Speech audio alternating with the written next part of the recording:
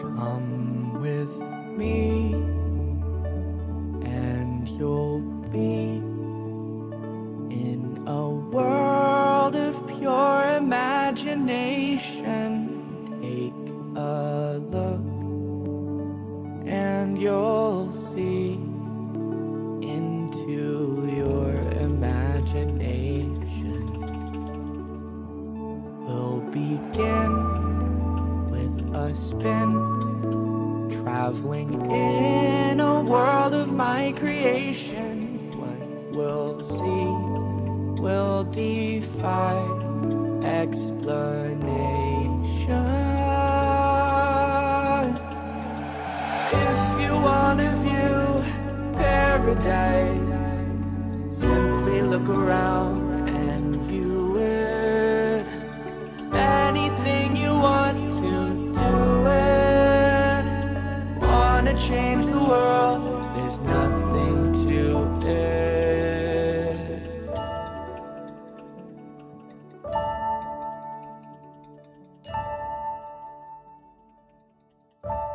Get it? Pure imagination. It's a Trender reference. I'm owning it now. Ugh. It feels weird to be back. I vote we make this an adult coffee.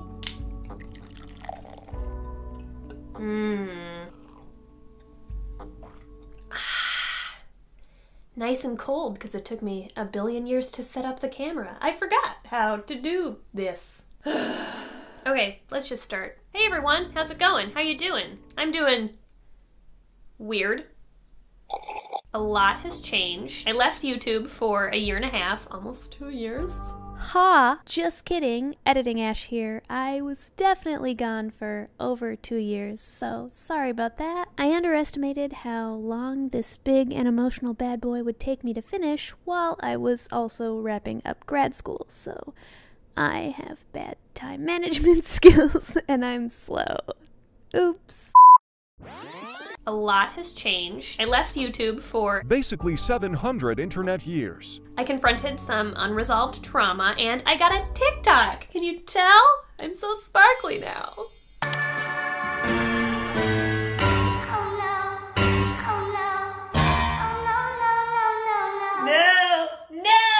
Oh, don't worry, not to post or anything. I'm 29, I think that's against the rules. I just lurk in the shadows and feel empowered watching the GNC folks unapologetically be themselves. They're why I felt brave and glued flowers on my face today. So, the Trendercore aesthetic of this project is dedicated to them, and the hours-long analysis challenging various forms of online transphobia is dedicated to me, as well as anyone else who finds it therapeutic.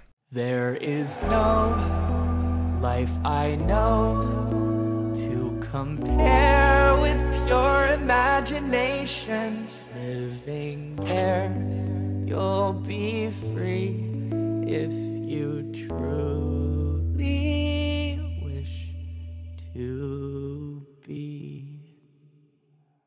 The coffee was nice, but let's crack open a beer. It's much more on brand. This beer is called Tropical Fun Pants, and yes, I bedazzled the can. If you don't know who I am, my name is Ash, and I've been posting videos on YouTube since 2011. I am old. A few years into making content, and I came out as queer, and then later as trans. Eventually, I chose to medically transition with top surgery, which I documented on my channel. At that point, I was in a unique position, because thanks to 1, how long I'd been on the platform, and 2, because of a brush I had with virality, I ended up being one of the largest non-binary voices on this site. Now, I have no idea if that's the case anymore, seeing as I bravely ran away. Brave Sir Robin ran away. No! Bravely ran away, away. I didn't! But as far as YouTube goes, I was a peek into what happens when an NB creator breaks out of their predominantly LGBT+ progressive audience and is exposed to a more general population. Ashley Ashley Hardell. Ash Hardell. Fucking hell, Ashley, you are such a pussy. I don't want to use the word trender here. It's so weird how narcissistic they are. They think that they're so special. Why else would you put on this big fucking show if not to get attention? It's like refuting a goddamn child, I swear. The stupidity. The motherlode of crazy. Fucking pathetic. Smashing Snopes. It's fucking big. Spoiler. It bad. Now, if you've been keeping up with the discourse, you know that I am not the only non-binary person who's endured targeted harassment on YouTube.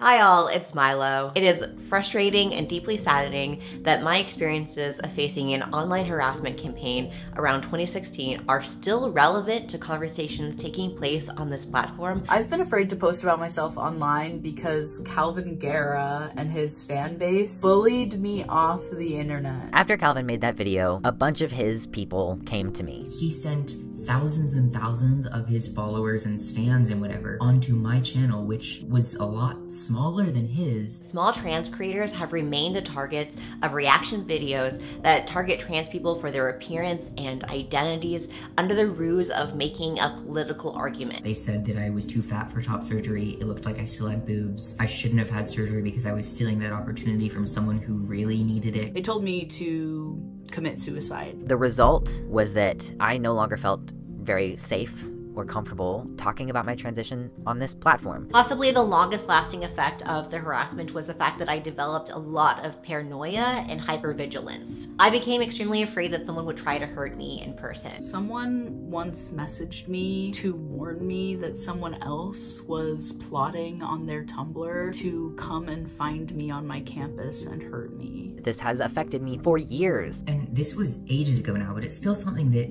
it does genuinely sting. And it still affects me. I'm still bouncing my leg, nervous, to be talking about Calvin Guerra. That was trauma, and that trauma lingers even now. Watching my friends take a stand against the digital abuse that they and other trans people endured was healing, and it's empowered me to share my experience. Personally, I think my story is worth hearing because it demonstrates just how far-reaching and diverse hatred towards trans people can be online. You see, the mistreatment of trans folks extends well beyond any single influencer or genre of content. AKA, it's not just Calvin Guerra and non-binary cringe videos. Ye old anti-SJW YouTube might be over, but the persecution of trans folks online is not. In fact, nowadays, I think we are actually up against a much bigger and scarier kind of monster. And I'm speaking up because I'm a little worried that folks don't truly understand that. And I want to make sure that we don't fall into complacency. Our work is not done. There is still so much insidious bigotry out there that needs to be challenged. Now, I won't lie, sitting here and opening up about what I went through feels pretty vulnerable. I hate when YouTubers get dramatic. Now I won't lie, sitting... But for real. Now I won't... Such a cheesy fucking line. Now, but it's real. But I hate saying it. Now, I won't lie, sitting here and opening up about what I went through, I feel pretty vulnerable and fragile. Making this video will force me to relive the time when an international newspaper called me a child groomer, when a broadcasting network characterized my book as a tool for abuse and indoctrination, when a YouTube mom publicly questioned my fitness as a future parent. And now he's telling their wife that I want kids. Cute gays making babies. I see what you're doing, Ash, going back to this, oh look, I'm becoming a mommy vlogger thing. Holy shit, you are gonna get so traumatized when you have a kid. When one creator was so dedicated to my downfall that he made 18 videos and nearly 6 hours of content about me. When a popular trans YouTuber leaked my private day job to nearly 500,000 people and platformed some really harmful takes about me. And when that same YouTuber approached me years later, informing me that his views had changed and asking for a chance to apologize. And finally, when all my worst fears and insecurities turned themselves into a book.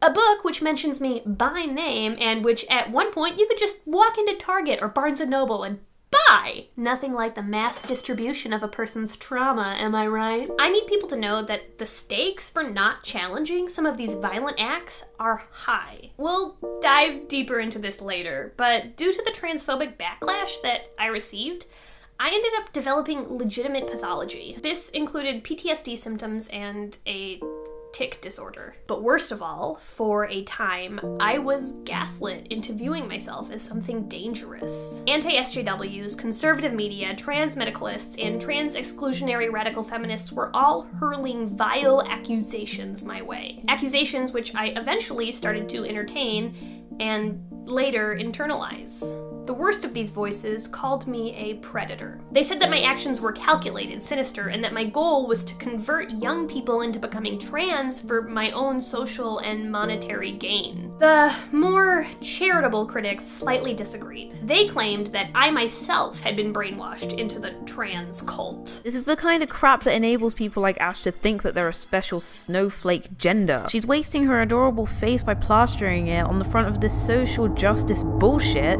instead of doing something that's actually worthwhile. Like, you know, letting me fuck the shit out of her. Or maybe my transness was rooted in a fetish or a desire to be young forever. Ash seems to have this weird obsession with being childlike. It's definitely Peter Pan syndrome. Some people have accused Ash of having like a Peter Pan syndrome and wanting to remain a child more than they want to be non-binary. These voices asserted that while my efforts might not be malicious or even within my own conscious awareness, the effect was still the same. I was confusing and harming thousands of people who watched my videos. I was convincing cis people that they were trans and ruining lives. Because I heard these claims so repetitively and delivered with such conviction, for a while I started to view myself and my transness as disingenuous and potentially dangerous. I lost a grip on how to evaluate reality and my own sanity. I no longer had a working internal barometer for what I thought was true anymore. Arthur, that was right after the sad part! Wow, you just kill the moment. I'm talking about how I was so gaslit and you're all like, meow! Anyway, admitting that I internalized these false claims even for just a moment feels embarrassing. Even now, lingering influences from these messages still exist in my life. And I'm still working through a lot of the shame around how affected I was by some of these ideas. So, this lengthy exposition is all just to establish that my trauma response is still very much alive and kicking. While I feel super empowered by the recent shift in tone surrounding trans discourse, that empowerment is simultaneously cautious and delicate. I'm worried that by opening up and sharing my story and confessing to some of my personal self-doubts and struggles in the process, folks may try to weaponize those disclosures against me later. And while this is an uncomfortable reality, I still feel compelled to use my voice. You see, I now recognize that the egregious statements made about me were unsubstantiated, made in bad faith, and ultimately rooted in transphobia. They were plainly and patently wrong. With that understanding, it's time for me to move on. However, I don't think I can do that without making this series. I need to share why I know these accusations are wrong. I also need the closure that comes with having control over my own narrative. After all, as a wise YouTuber once said,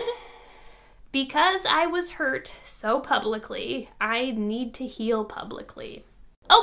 Okay, so what are we gonna do in this project? What can you expect? Well, in the first few parts, I know, parts, I am such an annoying YouTuber. I tried to fit everything in one video, fam, but the script is literally like 80 pages long. For self-care purposes, you're getting parts. In the first few parts, we'll explore several themes. These themes will examine nuances, which make harassment in a digital environment a complex and distinct experience, especially for trans people. This video specifically will look at radicalization and anonymity. I'll act as a case example and share some personal stories. Additionally, throughout this series, we'll spend some time debunking some of the most commonly made arguments that transphobes employ when trying to discredit and vilify trans people. Then, in the very last part, we will look at everything through a trauma-informed lens, because I am a psych nerd, a psych master student. Just a student, though.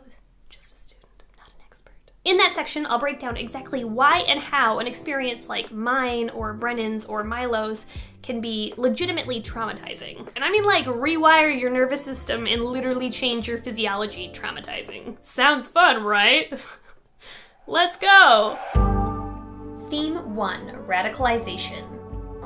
It's no secret that the internet has proven to be a valuable tool for members of extreme ideologies to share their views, connect with one another, and insulate inside echo chambers. As a result, certain groups and individuals have become radicalized through social media. You're about to meet a man who says he was radicalized by alt-right figures via their persuasive YouTube videos. Many folks believe that the YouTube algorithm specifically has a strong radicalizing influence, as it has a history of pushing users towards extreme and provocative content. This algorithm is what exposes non-binary creators to audiences that would not normally seek out their videos. This often includes enthusiastic transphobes, anti-SJWs, passionate trans medicalists, religious fundamentalists, TERFS, and more. All groups that most NB individuals would be far less likely to have confrontations with IRL. And of course, same goes for any marginalized people. If you belong to an oppressed group and you make videos about that oppression or about your identity, your oppressors almost certainly will find you in significant numbers. I recall noticing this phenomenon early in my YouTube presence. After I came out, I would vent to my real-life friends about the hurtful comments I'd get from the internet.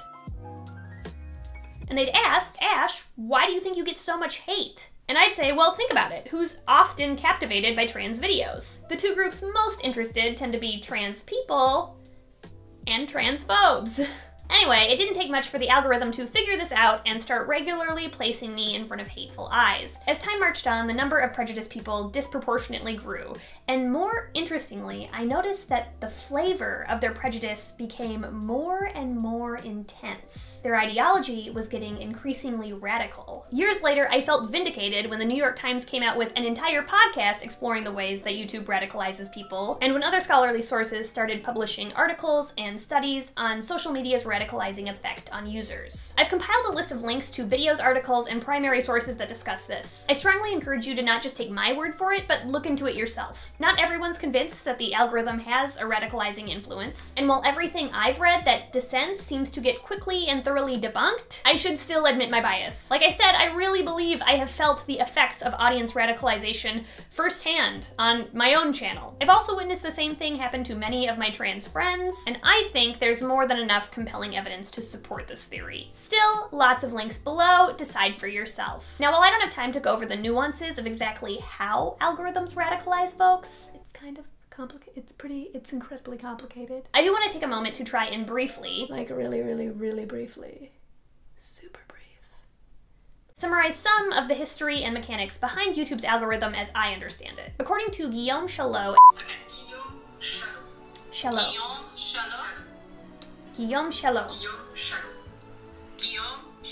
I had one of Grayson's French coworkers pronounce that name for me, so hopefully I don't totally mess it up. I'm sure I messed it up a little though. According to Guillaume Chalot, a PhD in artificial intelligence and a former Google engineer, since the inception of the platform, the idea was to maximize time spent on YouTube at all costs, to make it grow as big as possible. Hurrah, capitalism! Chalot explains that the earliest versions of the algorithm attempted to achieve this by prioritizing clicks. But then clickbait became a problem. Next, the algorithm prioritized watch time, recommending videos similar to those that folks were already spending most of their time on. However, eventually people grew tired of being recommended the same content over and over and over and over. So Google decided to revamp the algorithm once more, but this time they set out to help users actually expand their taste using something called deep neural networks.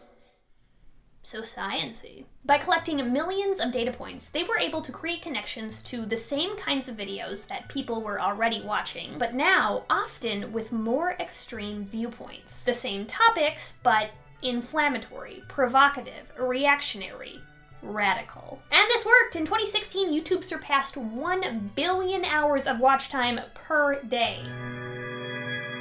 Wow. Users were effectively getting transfixed by the increasingly extreme content that the site was putting in front of them. YouTube had finally found its way to grow as big as possible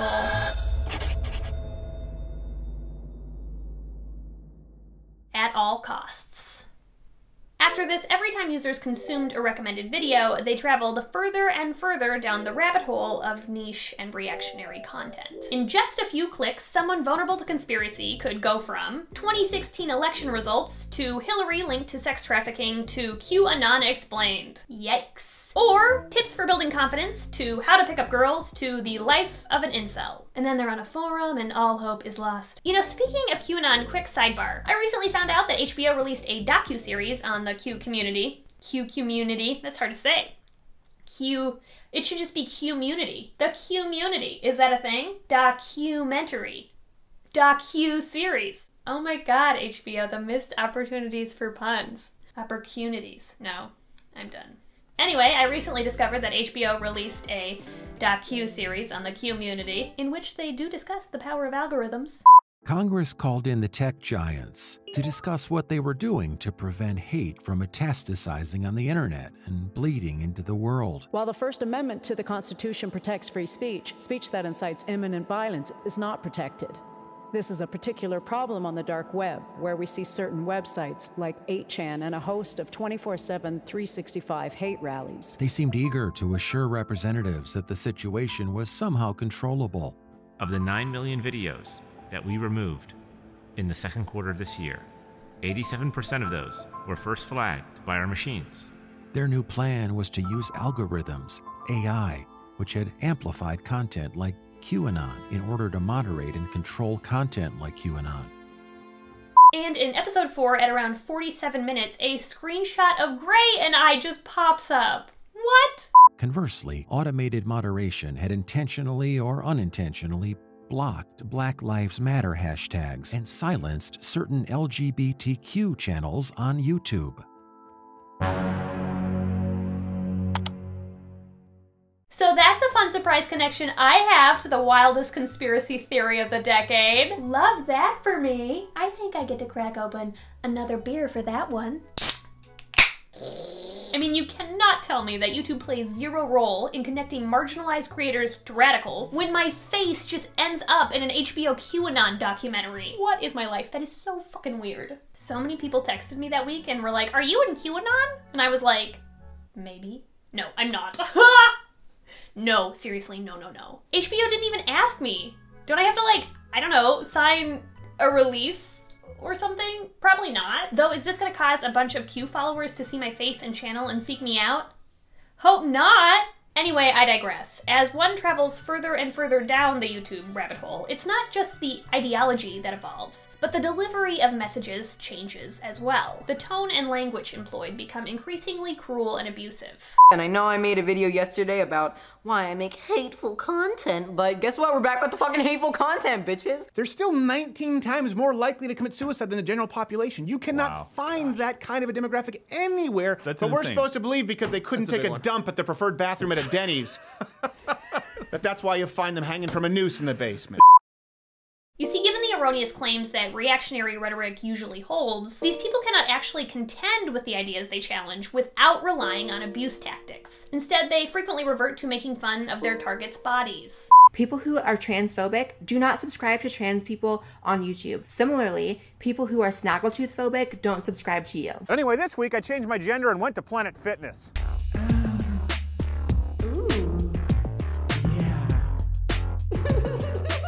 They mock their style and expression. Hi, this is Ashley, your favorite trans woman. I need feminism because I get catcalled for wearing a skirt too. My friend Mars wrote, pretty sure they're confusing getting made fun of with being catcalled. I love you, Mars. And yes, I do think that you're a fake trans. If you have to bedazzle boy on your forehead and put a rainbow cock on your cheek, pretty sure you're doing it for attention. They hurl general insults. I commented on this one, said stop tagging me and shit, you're annoying and act like an 11-year-old. Most of the people who complain about this kind of thing are the worst people, the most undateable, cringy, miserable individuals, just very tacky. Entitled, smug, little shits. They purposefully misgender folks, and some people have even actively tried to trigger my dysphoria. Such a weird way to spend your free time. These channels also often like to find one unique individual or circumstance and try to paint it as representing an entire group of people. And sometimes, instead of actually critiquing the videos or people they're replying to, they just laugh at them. And then this one. Shut the fuck up. I can't right now. Just laughter with no actual rebuttals or criticism. On top of all the ad hominems and misleading spin, these channels also consistently use fear as a primary motivator. It's now okay for a man to hit a woman. That, in effect, is what a mixed martial arts league decided when it allowed Fallon Fox, a biological male, to fight as a woman simply because he identifies as one. You're a bigot if you disagree. Not only are you a bigot, if you bring up your children to disagree, the left will sick the authoritarian regime on you. I mean, this is the way this is going to go over the next few years. I think transitioning children is child abuse, right? The effect is that a generation of kids, soon to be multiple generations, have been plunged into mass psychosis. We are not merely validating mental illness, but creating it. Convincing viewers that they are under legitimate threat from opposing ideologies. Meanwhile, the same system, the algorithm that led viewers to radicalization, also exposes them to content creators who represent the worldviews they're afraid of, and who they've learned are deserving of ridicule. Just watch Blair White's "I'm trans for attention" video? Up next, here are some folks unironically talking about their non-binary identity. Enjoy, be nice. However, because these viewers have been led to trans content only after being exposed to it through fear-mongering reactionaries, they do not end up engaging with it to understand, but instead to destroy. Screw you, you f***ing non-binary snowflake. What? Oh, it's such a broken system. In 2019, YouTube put out an official statement acknowledging issues with the algorithm and announcing that appropriate changes would be made. CEO Susan Wojcicki even felt compelled to address the potential problems with YouTube's video recommendations when they noticed that millions of hours of "COVID is a hoax" content was being uploaded and consumed on the platform. Although some things started to get better after the 2019 algorithm tweaks, the damage had already been done. Also, let's be real, audience aggregation is still far from perfect today. So what does this mean for trans channels? Well, we can pretty clearly see that for years, and probably still to some degree presently, algorithmically, YouTube was working to bring trans creators, various groups of passionate transphobes, and fearful radicalized audiences all together. Not a good experience for the trans person in that scenario. For me, this manifested in high levels of attention from several extreme groups. But for the sake of brevity, I'll just focus on one: TERFS.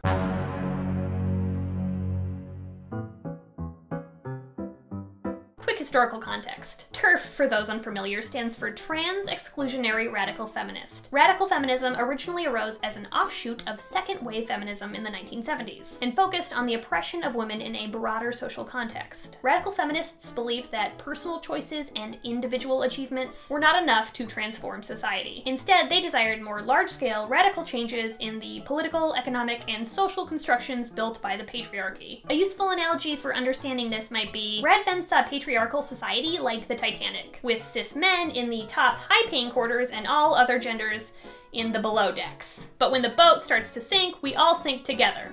No matter what gender, no matter what's on your ticket, no matter what room you're staying in. And we can't fix it by just bailing out our own single pails of water. Rather, we all have to work together to build an entirely new boat. Or we die. Sounds reasonable, right? Yeah, radical feminism can actually be really cool in a lot of ways. The problem arose when TERFs took that general ideology, ran with it, and concluded that women are exclusively oppressed due to reproductive capability. And thus, the definition of woman should strictly be adult human female. TERFs also deviate from their political contemporaries in a few other ways, but we don't really have time for that. However, what TERFs are probably most known for today is their harmful and incorrect view that trans women are not women. I wanted to take the time to explain that because I want folks to understand that not all radical feminists are TERFs, but those who are exclude trans people from their feminism by invalidating their gender identities and advocating against rights and protections for trans people. This can include making it harder for trans folks to access care, or gatekeeping trans people from certain spaces, like the appropriate bathroom. And while TERFs mostly seem to focus their energy on trans women, as I, a trans-masculine person, am making this video, that is obviously not always the case. TERFs are also a problem for AFAB trans people because They view us as women, refuse to acknowledge our genders, make up dehumanizing, gross, and uncomfortable excuses for why we apparently call ourselves trans, constantly infantilize us, and work to take away AFAB trans people's agencies over their own lives and bodies. Something decidedly not very feminist, by the way. What I think is most intriguing about TERFS, though, is that the majority of the feminism that they engage in mainly seems to work to discredit trans people. Like, their feminism doesn't really appear to exist unless it's at the expense or exclusion of trans folks. Interesting, right? While I receive backlash from many TERFs, I am not super into the idea of platforming a ton of their voices. So instead, this brings me to one of the few TERFs I would like to specifically discuss.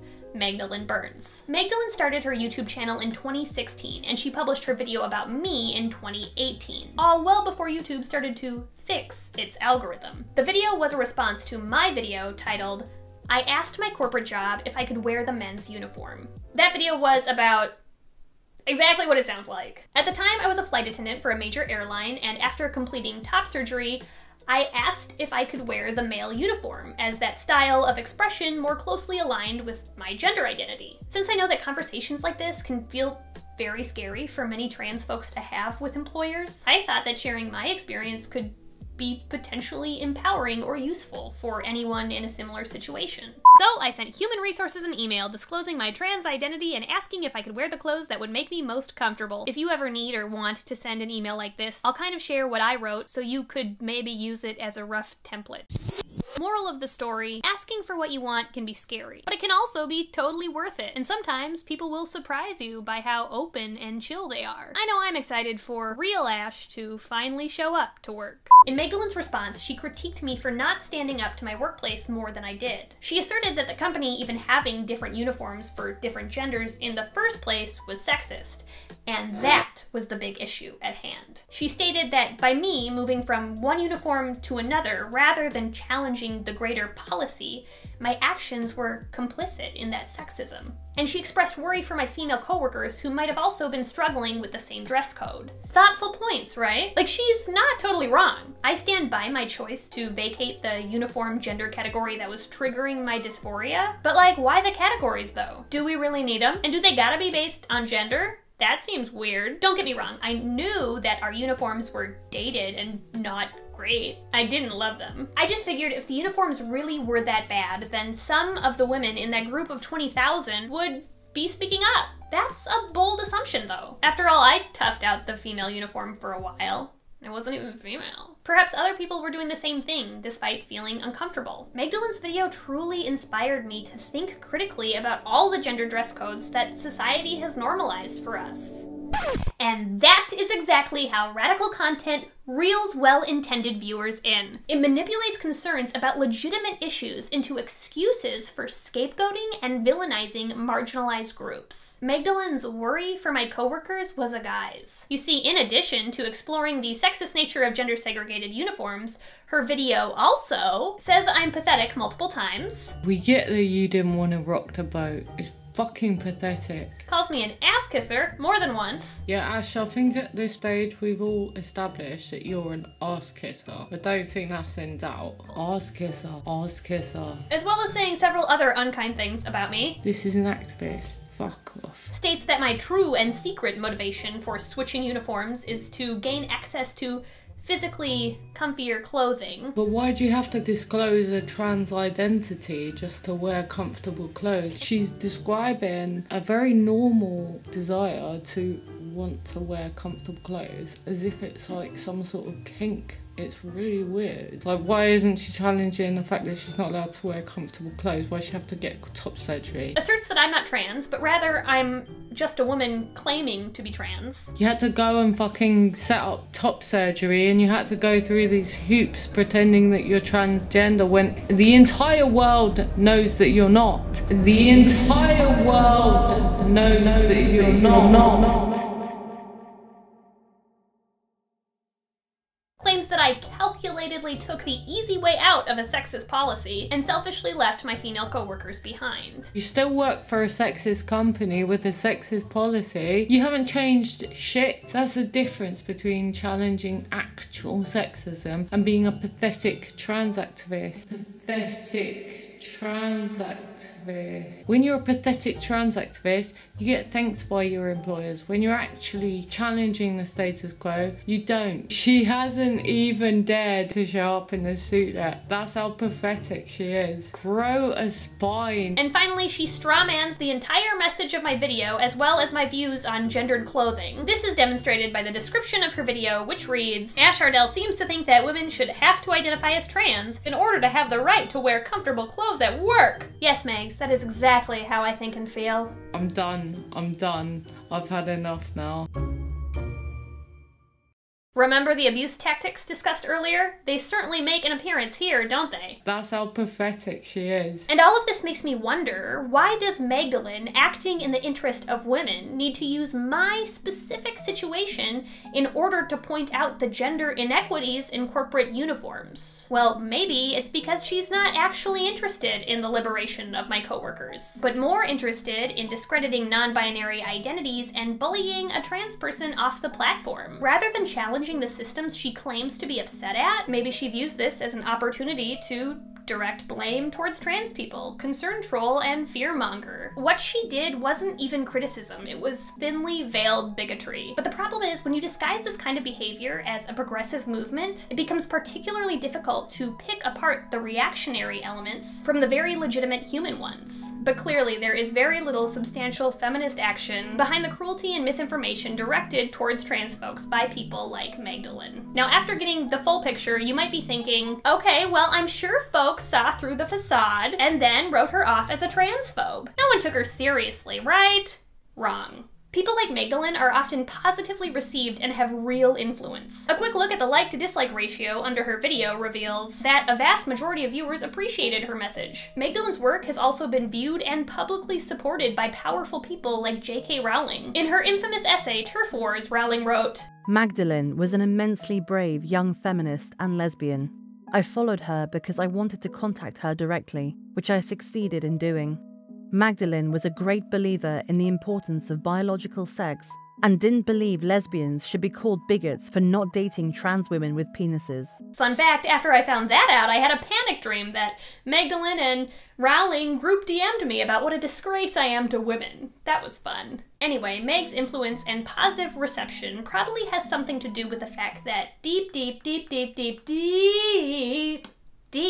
down, she makes some good points about sexism. Some feminists may feel that by rejecting the blatant transphobia in Magdalen's video, they are also rejecting the critique of sexist oppression. That is not the case, though. It is not as simple or as mutually exclusive as that. Sexism is real and it's a problem. Also, Magdalen's video is transphobic. Both things can be true. The existence of trans people does not perpetuate sexism. Anyway, this kind of reactionary content camouflaged as a progressive movement is not uncommon, and it's much bigger than just some people making hateful YouTube videos. It can also be found in widely distributed books. Excuse the midsection set change. I decided I had to take a break and switch scenery. So I'm pulling a contra and taking a warm, steamy milk bath, except all I have is almond milk. If my camera falls, I'm fucked. I promise I'm sitting in water. You just can't see it. And check this out. Glitter nipples. Glitter scars. Beer bath. Totally normal thing. This one's not bedazzled. This was truly a spontaneous set change break. Anyway. This is garbage. Sorry. This is Irreversible Damage, the transgender craze seducing our daughters by Abigail Schreier. Yes, I spent money on it, but I had to though, because I really needed to read the whole thing if I was gonna thoroughly critique it. Also, my plans are to vandalize it and then drop-lift it back at the Barnes & Noble in which I purchased it. Be gay, do crime. Not really crime though, just kind of Strange prank. Anyway, according to its own summary, this book digs deep into the trans epidemic, talking to the girls, their agonized parents, and the counselors and doctors who enable gender transition, as well as to detransitioners, girls who bitterly regret what they've done to themselves. Schreier offers urgently needed advice about how parents can protect their daughters. A generation of girls at risk for holes in their uteri. This cover art is my gender. This essential book will help you understand what the trans craze is and how you can inoculate your child against it.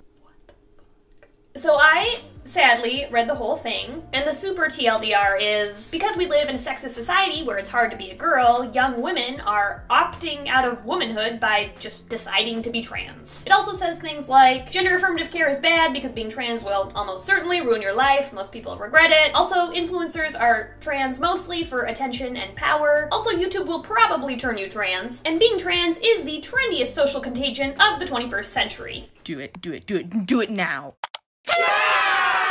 Irreversible Damage was published in the summer of 2020, and even though this was after I actually started to heal from all the transphobia thrown my way, this book is the perfect encapsulation of everything that fucked me up, and for that reason, it will be examined in almost every section of this series.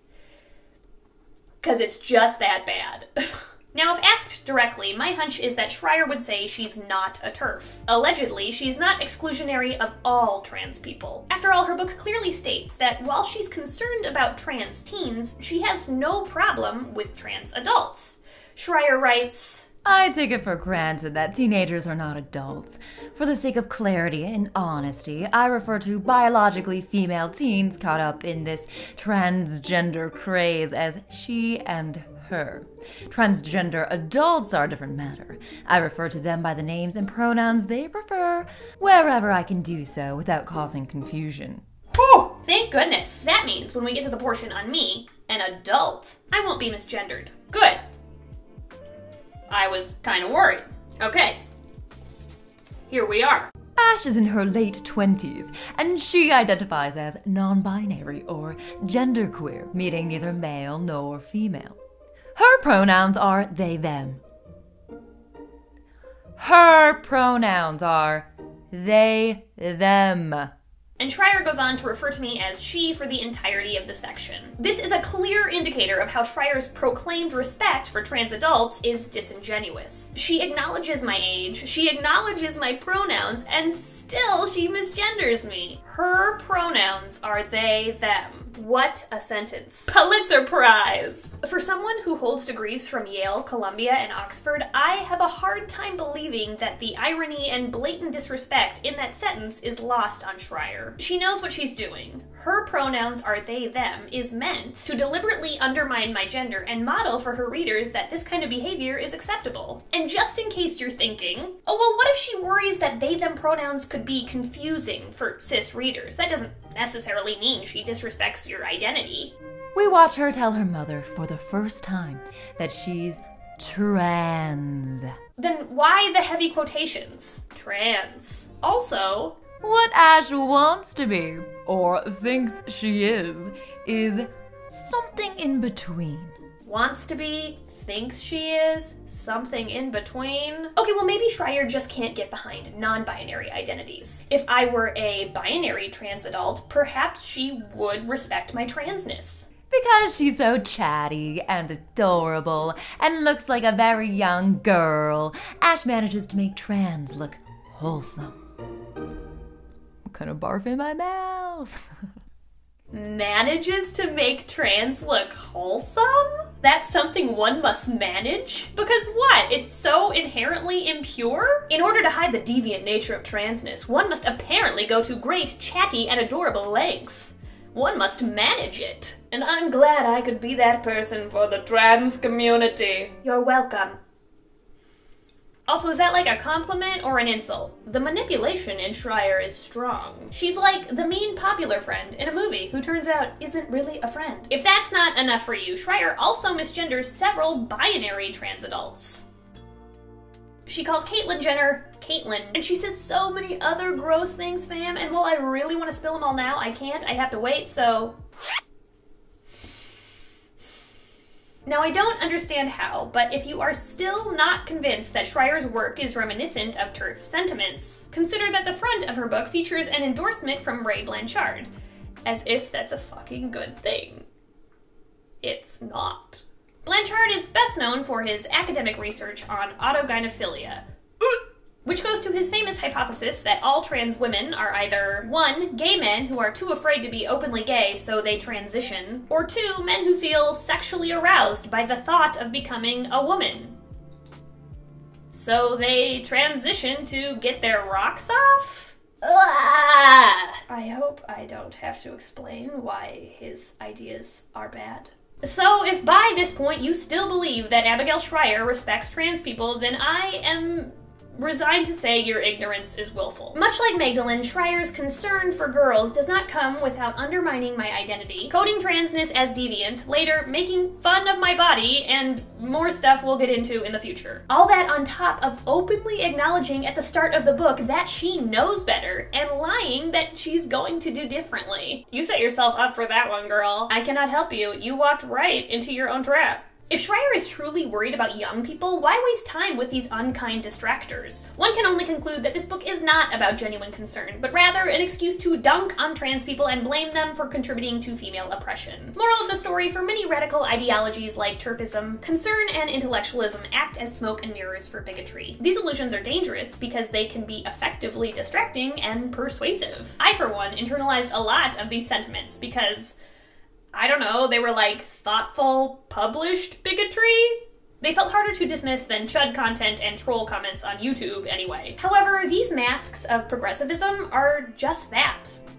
Masks. The truth is, trans people are not a threat to women. We would both benefit from dismantling oppressive patriarchal systems. So we are allies, not enemies of each other. Still, these were the early seedlings that would later grow into my gaslit view that I was confused, regressive, and dangerous.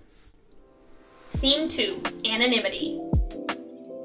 Do you like my Thembo shirt? I do. It's cozy. My next beverage is called Fashion Mullet. Anonymity is another major player in flavoring the experience of digital harassment. This next section frequently goes hand in hand with radicalization and extremists, because anonymity makes attackers feel protected and thus empowered to speak viciously and unfiltered when addressing their targets. Speaking of unfiltered, if you are sensitive to abusive swears and slurs, I would skip to... Because the social rules of real life don't exist online, this puts trans creators in front of the cruelest vitriol. Anyone can make a secret anime profile pic account on Kiwi Farms, LolCow, 4chan, Reddit, Twitter, YouTube, etc., and feel safe posting their most bigoted hot takes. Not to brag, but the Hardell Kiwi Farms recently hit 35,000 views, so... Ooh, that description though. Special snowflake YouTuber, non-binary edgelord, non-dysphoric trans feminist. And we can't forget the tags. Believes in 100 genders. Cancer. New level of autism. Ooh, it's the blatant ableism for me. Also, I thought we established earlier in this video that I'm not a feminist, so...